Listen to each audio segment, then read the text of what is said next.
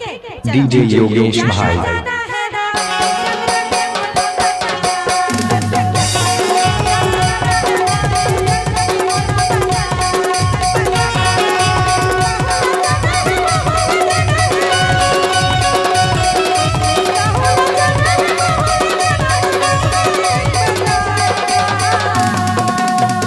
DJ Yogesh भाई। मजा आई एक बार और नाचना ठीक है एक बार डीजे योगेश भाई।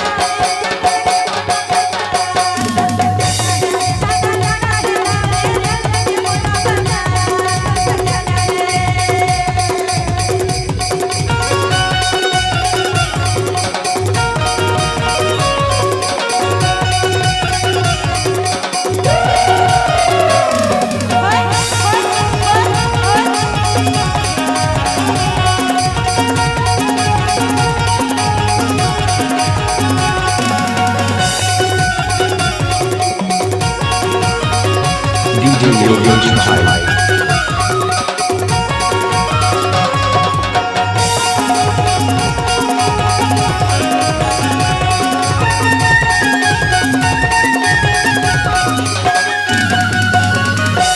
डीजे योगेश भाई।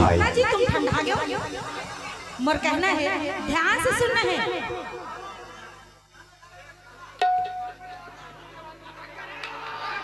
टोपरी सुना सुना छौहा कहते ना टोपरी ना छौहा तो मोर कहना है कि छौहा भर गोबर ला फेंकथस का बर ऐसे बोला वाह वाह वाह वाह छौहा भर गोबर ला फेंकथस का बर और तुमन ला हमर करा माया नहीं है के त देखथस का बर हवे पक्का तबे तो कहथा डीजे योगेश भाई। जाना जाना है दारे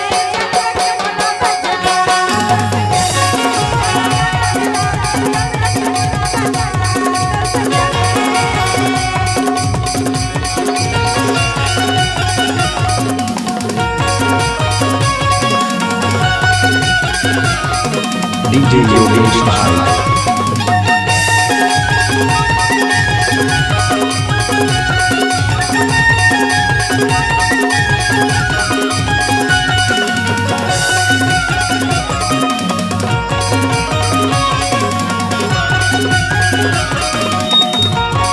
डीजे योगेश भाई।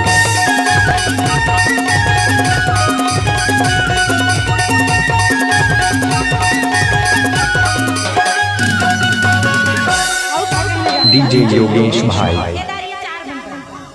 का के तो जानता बताना वो अरे तार में तार मिलता है तो 60 हो जाता है।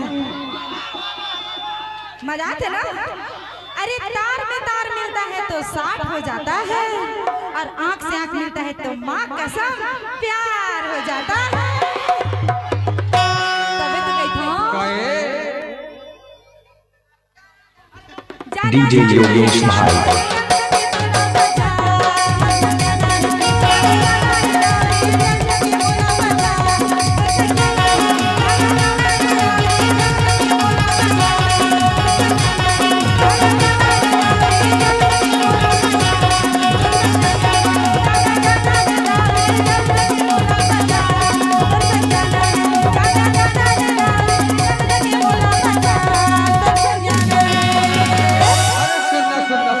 डीजे योगेश भाई।